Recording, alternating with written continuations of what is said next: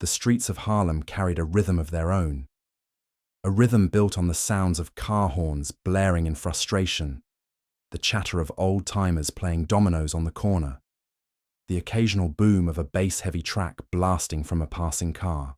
The city was alive, restless, unpredictable, and beautiful in its own way. Andy Cole had spent years away from this life, trading crowded streets for deserts and jungles, the smell of gunpowder and adrenaline replacing the scent of hot asphalt, and fried food from the vendors on the sidewalk. War had changed him, sharpened him, but it had never stripped Harlem from his bones. He moved with a quiet confidence, his 6-foot frame cutting through the evening crowd, his military posture still ingrained in every step. At his side, Rex, his Belgian Malinois, trotted obediently, ears flicking at every sudden noise, trained to detect threats before they arrived. Andy had been back for a few months now, trying to settle into a routine that didn't involve tactical operations or breaching doors in the dead of night. Harlem was home, but it wasn't easy. The city welcomed him, but the ghosts of his past didn't. That night, he had no intention of making waves. Just a quick stop at the convenience store, grab a 6-pack and some dog treats for Rex, and head back to his apartment. But fate had a way of dragging people into battles they never asked for. The moment that changed everything. As Andy approached the bodega, he heard raised voices. Not the usual neighborhood banter. This was different, aggressive, tense. He stopped, just short of the entrance, and saw them. A group of NYPD officers had a teenager pinned against the wall, their stance predatory, their hands already gripping their batons. The kid couldn't have been more than 16, eyes wide with fear, his hands up in surrender.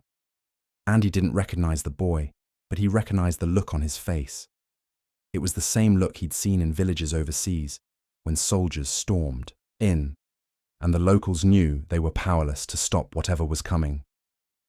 It was the look of someone who understood they had no control over their own fate. Andy clenched his jaw. He could walk away. It wasn't his fight, but that voice inside him, the same one that had gotten him through hell and back, told him otherwise. Stepping into the fire. "Everything all right here, officers?" Andy's voice was calm, steady. Not a challenge. Not yet. The lead officer, a thick-set man with a shaved head and a smug expression, turned to face him. The name tag on his uniform read, Mills. "Move along," Mills said, dismissive. Andy didn't move. He glanced at the boy. "You okay, kid?" The teen didn't answer, but the fear in his eyes deepened. That was enough for Andy. Mills took a step closer, now towering over him. "I said, keep walking." Andy met his gaze. He'd dealt with men like this before, the kind who got off on having unchecked power, who saw their badge as a license to do whatever they pleased. He knew better than to push too far, but he also knew when standing down wasn't an option. "He break the law?" Andy asked, nodding toward the kid. The other officers shifted slightly. They hadn't expected resistance, especially not from someone like Andy.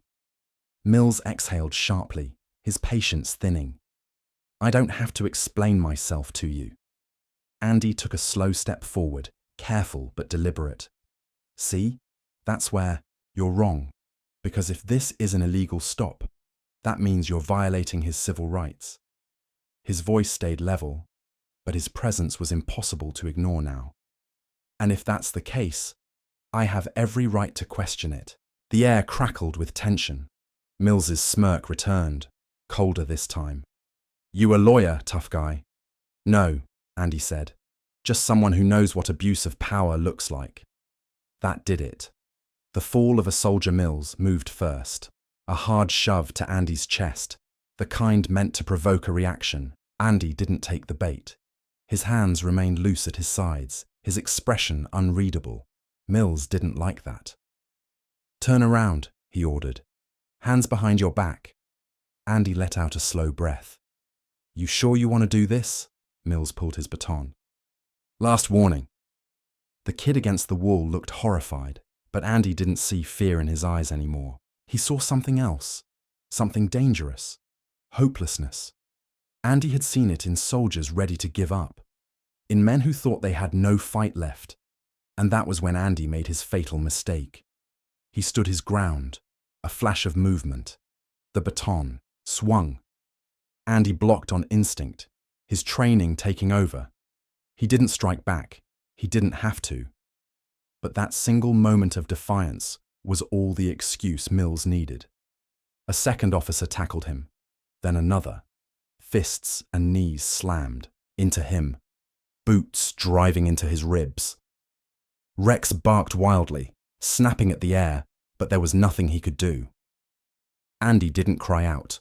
He'd been through worse. But as the handcuffs bit into his wrists and the weight of the officers pressed him into the pavement, he realized something. This wasn't about justice. It never had been. It was about power. And they thought they had won. The beginning of a war. The cell was small, the walls stained with years of neglect. Andy sat on the metal bench, rolling his shoulders against the stiffness creeping into his muscles. His ribs ached, but nothing felt broken. Outside, the precinct carried on like it was just another night. But Andy wasn't just another arrest. Mills thought he had crushed him, thought he had locked away just another nameless face to be forgotten. He was wrong. Because Andy Cole wasn't just a soldier, he was a man with nothing left to lose, and that made him the most dangerous kind of enemy.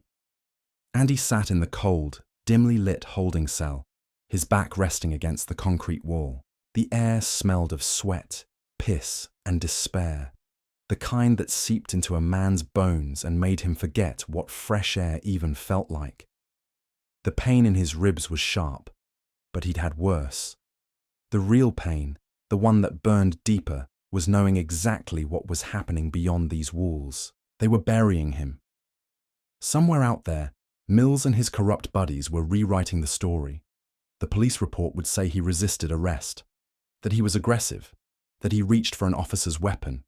Maybe they'd throw in some drugs or a weapon found nearby, just to make it look airtight. They'd done it before. They would do it again. But this time, they had no idea who they were dealing with.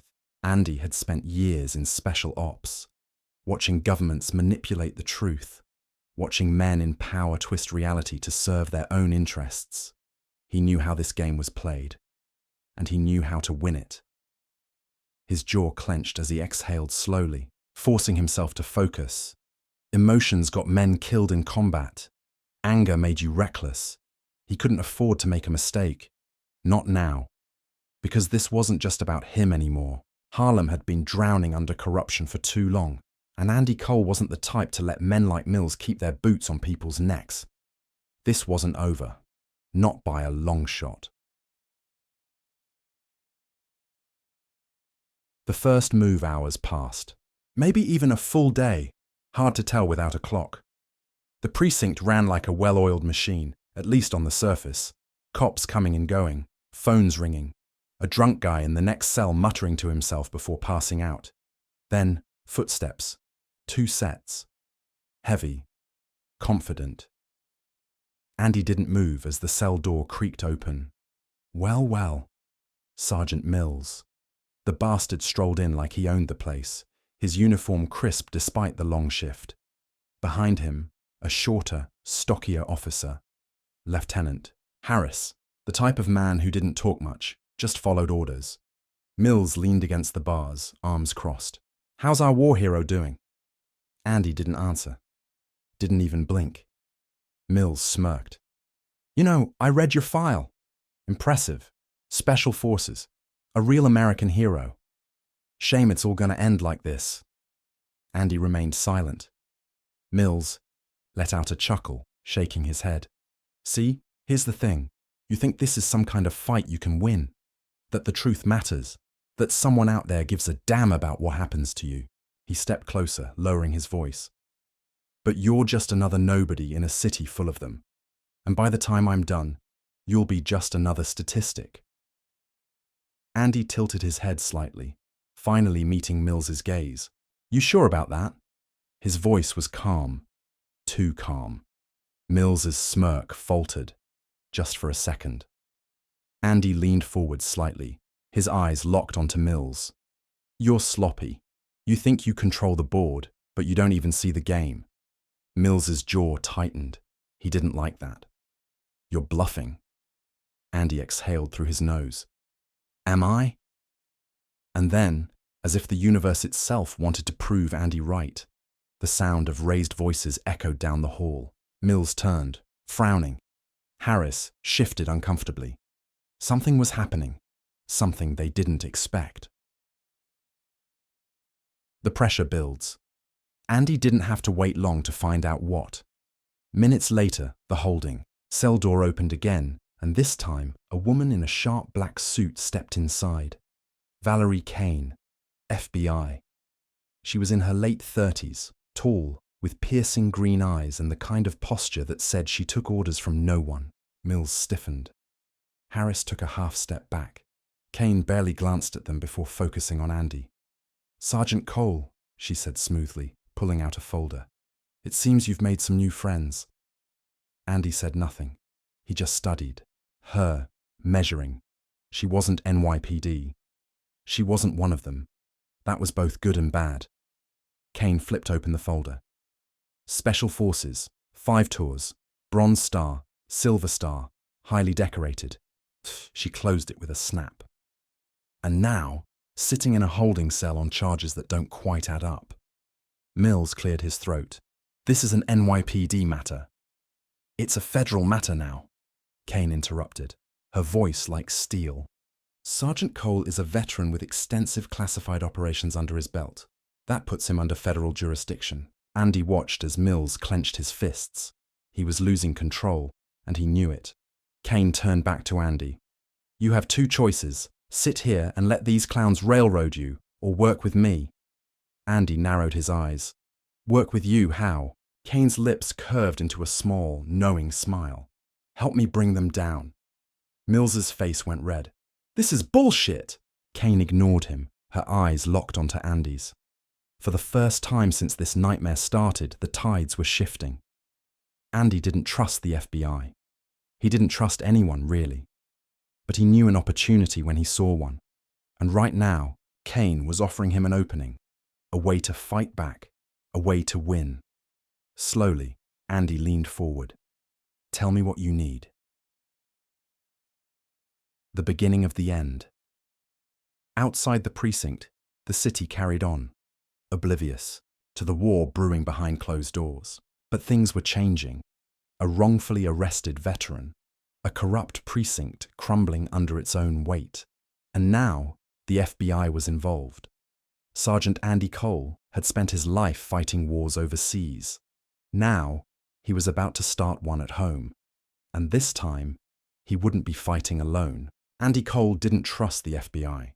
He'd worked too many covert ops, seen too many classified reports disappear into the void, to believe the federal government was in the business of justice. But he also wasn't stupid. Kane wasn't here to save him. She was here because she needed something.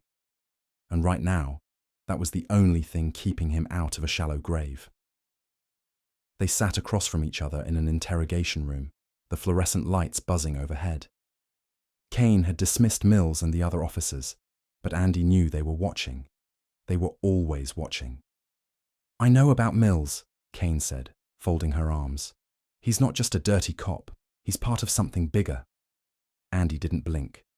"How big?" Kane exhaled through her nose.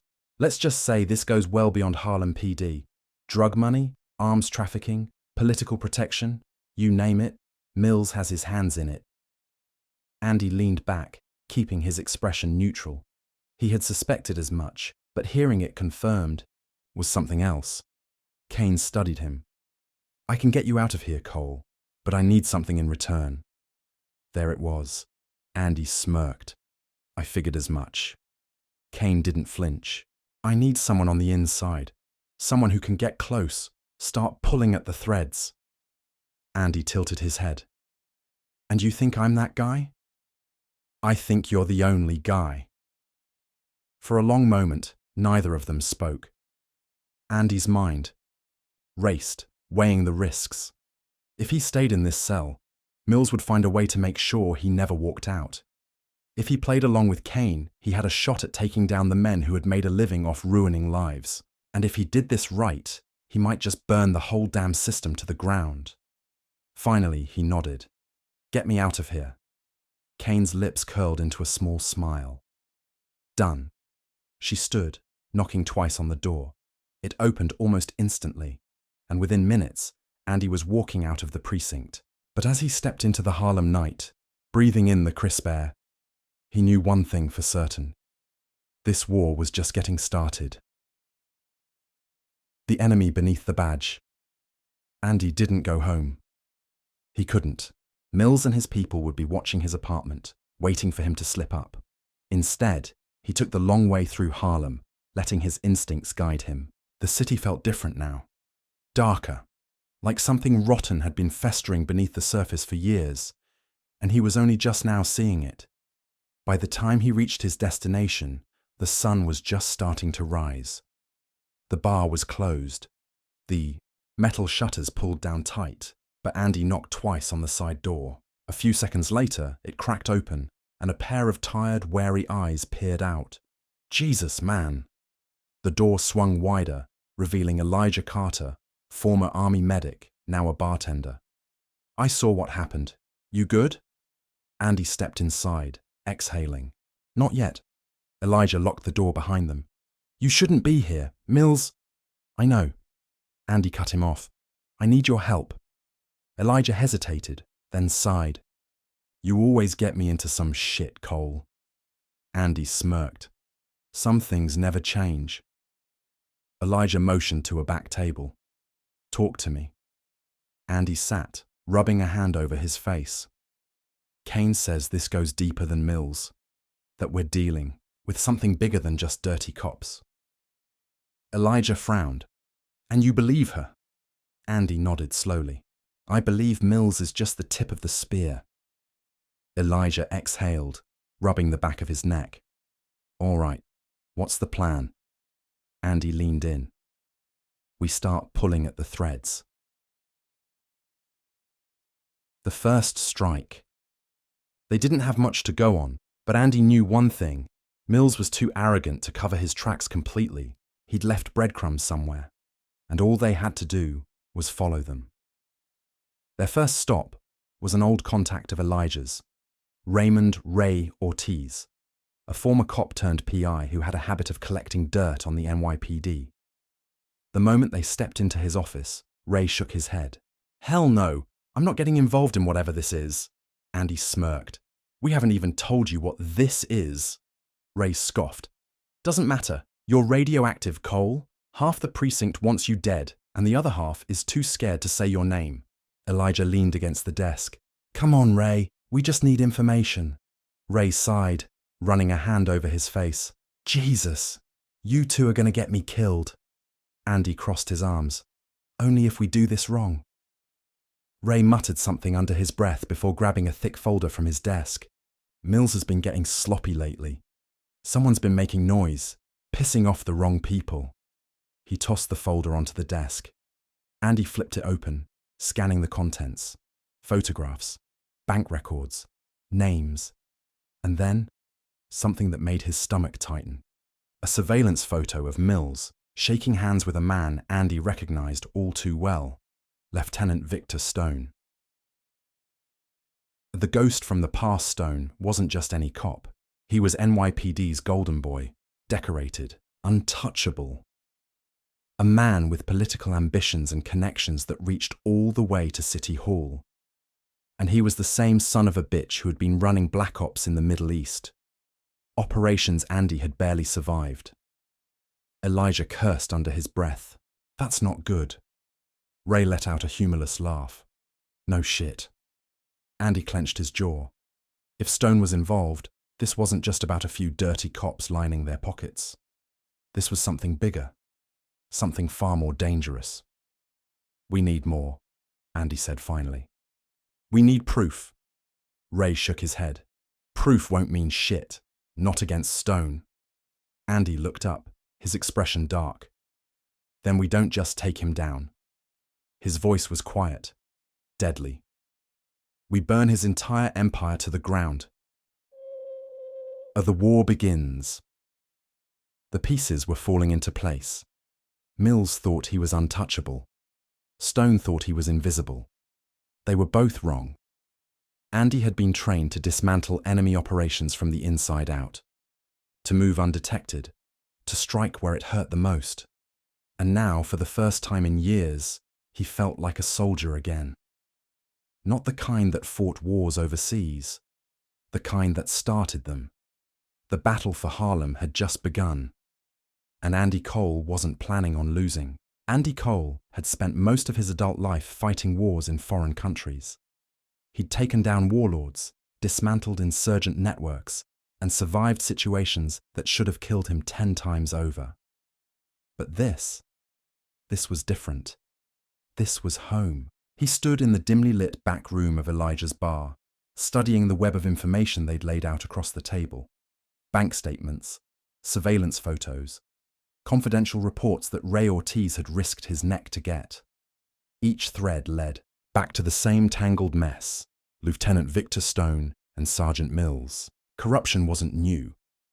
Dirty cops weren't new. But this, a full-scale operation involving drug smuggling, arms trafficking, and political cover-ups, was bigger than any of them had expected. Stone was the key. He wasn't just part of the machine. He was the architect, and Andy had every intention of ripping it all apart. "You're thinking too much," Elijah muttered, pouring himself a whiskey. Andy exhaled, rolling his shoulders. "No such thing." Ray snorted. "Yeah? Well, you better start thinking real fast, because we just made the biggest mistake of our lives." Andy turned to him. "What do you mean?" Ray tossed a burner phone onto the table. "That was my contact in the DA's office. Stone knows we're poking around." Elijah stiffened. "How much does he know?" Ray ran a hand through his graying hair. "Enough to want us all dead." Silence filled the room. Andy finally nodded. "Then we hit first." Striking the first blow. The problem with taking down a man like Stone was that he had shields, political connections, loyal cops, money. They couldn't just expose him. They had to destroy him. And to do that, they needed to turn his own people against him. Step 1. Cut off his money. Ray had tracked a series of offshore accounts linked to Stone's operations. Dirty money flowed through them like an underground river: bribes, kickbacks, payments to politicians. Ray made a few calls. Within hours, half those accounts were frozen. Stone wouldn't know who did it. Not yet. But when he did, he'd start getting desperate. Step 2. Expose his weakest link. Stone's empire thrived on fear. The people under him, crooked cops, small-time criminals, mid-level dealers, knew that crossing him meant an unmarked grave. But Andy had been trained to find weaknesses in enemy structures, and he'd found one. Detective Brian Keller, Stone's right-hand man, a career cop with a dirty record. But unlike Mills, Keller wasn't a zealot. He was in this for the money, not the ideology. And that meant he could be flipped. Andy and Elijah found him that night, drinking alone in a run-down bar in the Bronx. They took the booth across from him, sliding in before he had a chance to react. Keller's eyes widened. "Jesus Christ." "Relax," Andy said smoothly. "We're just here to talk." Keller glanced around, nervous. "I don't know what you—" Andy cut him off. "We know you're working for Stone." Keller swallowed hard. "You think you're safe," Andy continued, "that as long as you play your part, Stone will protect you. But that's a lie." Keller's hands trembled slightly as he reached for his drink. "You know what happens to guys like you when the ship starts sinking?" Andy leaned in. "You get thrown overboard first." Keller exhaled shakily. "What do you want?" Andy slid a USB drive across the table. "Everything you have on Stone. Every deal, every payoff, every cover-up." Keller hesitated. "If I do this, I'm dead." Andy's eyes were cold. "You're dead if you don't." Keller didn't answer. But when he finally stood and walked out of the bar, he took the USB with him. Step 3 had begun. The war goes public. The news broke 2 days later. Keller had flipped. He'd handed over everything: recorded conversations, financial records, video footage of cops delivering cash to Stone's men. And just like that, the walls started closing in. The DA launched an internal investigation. Reporters swarmed the precinct. The mayor's office issued a statement about holding officers accountable. And Stone was furious. Andy watched it all unfold from Elijah's bar, sipping a coffee as the TV blared the latest updates. "You really think this is going to work?" Elijah muttered. Andy didn't answer right away. He knew this wasn't over. Stone still had loyalists, and desperate men were dangerous men. "They'll come after you," Ray warned. "They'll come after all of us." Andy nodded. Let them. He wasn't running. Not this time. As the counterattack, Stone didn't waste time. That night, a black SUV followed Andy through the city. He led them into an alleyway, his trap, not theirs, and took out the two men inside before they even realized what was happening. A message had been sent. Stone responded in kind. The next day, Elijah's bar was torched to the ground. Elijah barely made it out alive, coughing through the smoke, his hands blistered from trying to save what little he could. Andy arrived, minutes later, watching the flames consume the last safe place they had. He didn't speak, didn't need to. Elijah wiped sweat from his brow, his face hard. "We end this. Now." Andy nodded. The war had reached its climax. Stone wanted a fight. He was about to get one. The last move. Andy knew Stone would never face justice in a courtroom. Men like him didn't go down with lawsuits and investigations. They survived scandals, buried evidence, and bought their way out of anything. So Andy planned something else, a final strike, a way to end Stone permanently. It would happen at a charity gala, one of Stone's favorite places to parade himself as Harlem's golden boy. Andy wasn't planning to assassinate him. No. He was going to expose him to the world. The plan was simple. A live broadcast, leaked documents, real-time proof of Stone's crimes, all delivered right in the middle of his speech. And this time, there would be no escaping. As Andy geared up for the final battle, he knew one thing for sure. By the time the sun rose tomorrow, either Victor Stone or Andy Cole wouldn't be walking away from this war. Andy Cole had spent his life in the trenches, waging wars in countries most Americans couldn't even point to on a map. He had seen men at their worst, cowards disguised as leaders, killers masquerading as heroes, but nothing compared to the war he was about to fight now. This wasn't about survival. This was about justice, or revenge. And as Andy stared at himself in the bathroom mirror of a rundown motel, buttoning up a stolen waitstaff uniform, he wasn't sure which one he wanted more. The final mission. The gala was being held at the Empire Grand Hotel, a high society playground dripping in wealth and corruption. Victor Stone would be there. So would the city's elite, the mayor, judges, wealthy donors who funded Stone's empire without asking too many questions. It was the perfect stage. The plan was simple. Infiltrate the event, upload the files, expose Stone live on every major news network. And if things went sideways? Andy had a gun strapped to his lower back and a blade hidden in his boot. He wasn't leaving without finishing this. Walking into the lion's den, Andy moved through the kitchen entrance, blending in with the staff. No one looked twice at a waiter carrying a tray of champagne flutes. Elijah was in a van a few blocks away, feeding him live updates through an earpiece. "You're in," Elijah murmured. "Stone just arrived. Clock's ticking." Andy weaved through the crowd, scanning the room. The air was thick with the scent of expensive perfume, the low hum of laughter and clinking glasses filling the grand ballroom. And then he saw him, Victor Stone, dressed in a sleek black tuxedo, shaking hands, laughing, exuding the same false charm that had fooled so many for so long. Andy's jaw tightened. Tonight, that mask was going to be ripped away. Forever. The betrayal.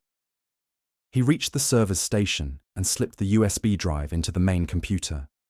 Within seconds, the files were uploading bank records, wire transfers, surveillance footage. A live broadcast link was ready. 5 minutes from now, the entire city would see the truth. But just as he turned to leave, a cold voice stopped him.